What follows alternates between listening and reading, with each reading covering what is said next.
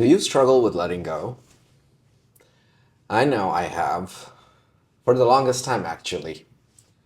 I became familiar with the idea of letting go for about 10 years ago when I read the book called The Power of Now from the great Eckhart Tolle. And he frames it as surrendering. And I couldn't make any sense of it for the longest period of time.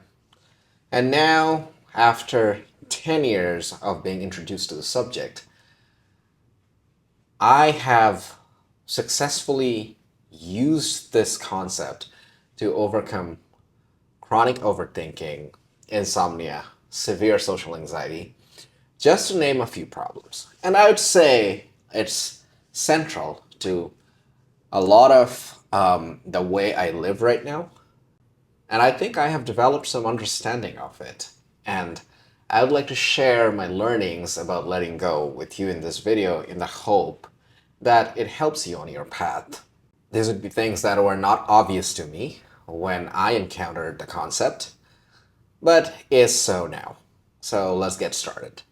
I think one of the biggest reasons letting go is such a difficult concept to grasp is because it's an act of non-doing. The name is confusing because you let go, which is very different from the usual tendencies of the mind, which is to grasp, cling, and to do something about the problem, right? We have thoughts, and then the thoughts hook awareness, and we want to get going and do something about it. Letting go is quite opposite. Another predominant misconception around letting go, I think, is this idea of letting go of thoughts. A lot of people, I think, and this was definitely me in the beginning, when we think of letting go of thoughts, we think about emptying the mind. Like we're gonna sit in meditation and the mind's gonna be empty, and finally, like we're gonna be this blissed out yogi on the mountaintop, and voila, nothing's gonna bother us ever. Unfortunately, it doesn't go like that, and we have very little control over our thoughts and feelings. Not, at least not directly as we would like to think. So letting go doesn't actually happen by emptying your mind. It has got to do with the body. What happens is when we are relaxed in our body and we can find a sense of safety, the thoughts start loosening their grip on awareness. And that's when we kind of experience a sense of relaxation. And the stories that are going on in the mind, they just don't hook us as easily as they used to. And as such, we experience a sense of release, and we experience this sense of being okay in the moment. And you can approach this in one of two ways. You can either work with cognitions, which are thoughts, images, memories, that rise in awareness, or you can go and work on your body. And probably for a lot of us in the modern days, because we are so caught up in information, we live in a world of thought. Especially a lot of us these days, we are working on our computers, and working on a computer means you're essentially in your head all the time. You're planning, and you're constantly making decisions. Essentially, you're living in the head and not in your body, which is very different from what life used to look like, let's say 100 years ago. And that makes it very difficult to drop into the body. And I was one of those people. I am a software engineer by trade, so naturally I'm very used to being caught up in my head. So I found it very difficult to experience that sense of release working with my thoughts. I would work with them, I would convince my mind, like, I don't have to worry about this now, but then the thoughts will always come back. Finally, what worked out was by approaching it from a physical standpoint, like bringing a sense of relaxation into my body, adopting different practices like doing deep belly breathing, box breathing, that kind of breath work, and then just listening to affirmations or affirmations. Now, affirmations are an interesting one because you aren't essentially, it might seem like you're working with thoughts, but what happens is when another voice comes in that's probably more convincing to you than your own voice, it affects the nervous system, and the nervous system calms down, and you experience a sense of relaxation and being okay. So, on the surface, it might seem like working with thoughts, but it ultimately is affecting the body. Another way to do this would be by just relaxing your body intentionally, like doing something like progressive muscle relaxation. For example, you might notice you're holding tension in your shoulders, in your chest, in your stomach, and you just let loose, like you go over each body part one by one, and the muscles slowly start relaxing. Just the very act of paying attention to the tight parts of your body has a way of releasing them. Try it for yourself. I think it's very surprising when you find that out for the first time. Oftentimes, these tension patterns in the body, we have been holding them for so long and it's so unconscious. And then you almost make this discovery like, wow, I didn't know that I was doing this without realizing it. So that has worked much better for me than approaching it from a cognitive standpoint. Let's talk a little bit about letting go of thoughts. What does this really mean? As I mentioned earlier in the video, we have very little control over what kind of thoughts pop up in our head. It's a combination of past conditioning, like societal factors, schools that we went to, like basically environment and all of that. And anyone who sits in meditation for a little bit of time and tries to gain some form of control over their attention very quickly realizes that thoughts just happen by themselves. This is the reality of it. Now, you might disagree. If you do, I would ask you to try it for yourself and see, like when someone tells you not to think about a purple elephant, if you can stop thinking about a purple elephant. So we can't really control our thoughts, but what we do have control over is if we pay attention to it. Because the more attention we pay to a particular thought, and the mind is very sneaky.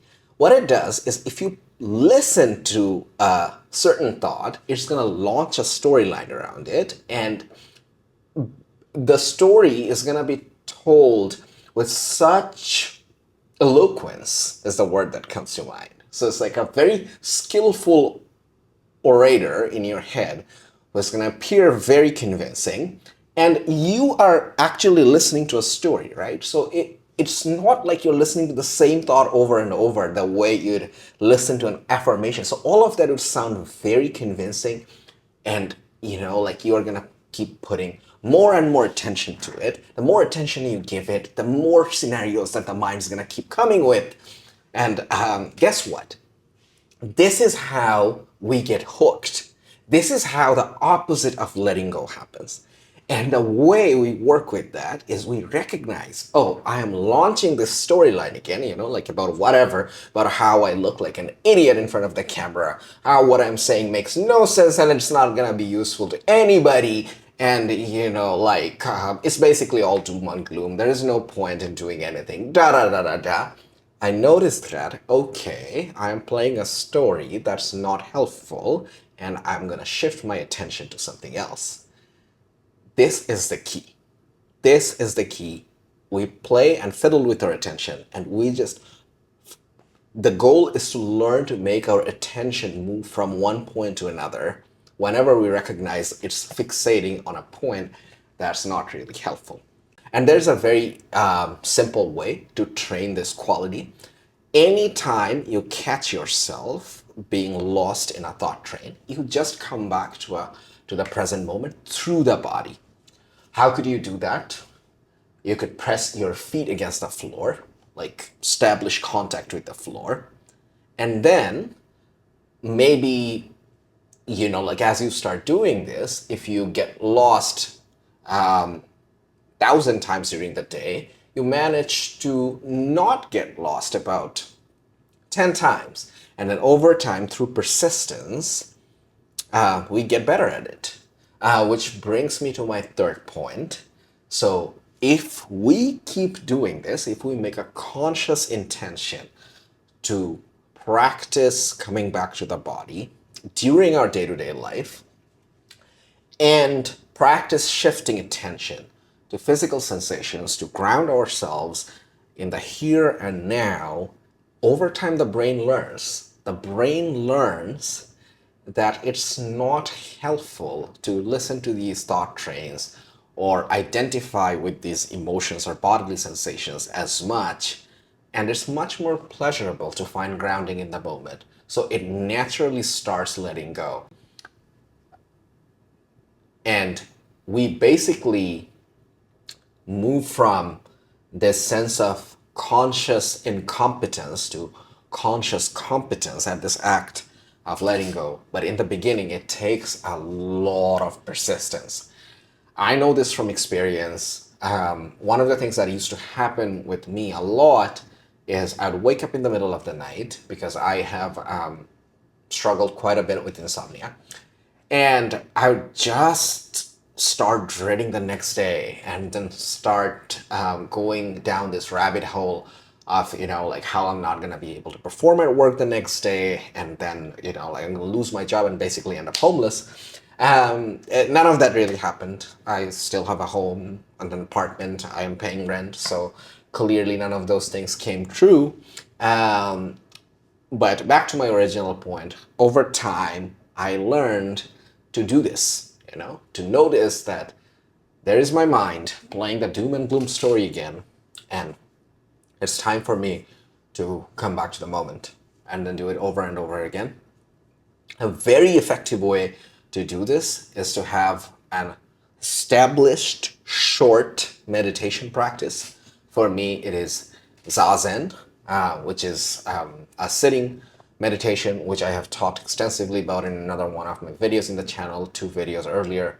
So if that's something that you wanna, if that's something that you're interested in, feel free to check that video out, because that's when you learn to be with your thoughts without getting hooked to them. So to summarize, when I come back in the body, when I relax the body, find a sense of relaxation, because the opposite of letting go is getting hooked, and getting hooked always happens in the body. Like, if you're getting stressed, you're gonna have stress response, there's gonna be tightness in the body, and I release adrenaline and cortisol, and the whole fight or flight thing is gonna kick in. And you can relax that very easily by paying attention to your body, dropping your shoulders, doing deep breathing, doing body scans, going over your body parts and letting loose. We shift attention from the storylines. We become familiar with the storylines. Right? This is what my mind does in this situation. And I choose to take the attention away to something else, which is usually in the present moment again. That could be taking a deep breath. I realize I have been talking too fast. What was the other one? And your brain will learn over time. And all of this is going to become very easy. And I'm sure soon you're going to become a master at letting go. You'll just be floating through reality, floating through life in no time, just having a good fucking time. It's lovely talking to you. Have a great day.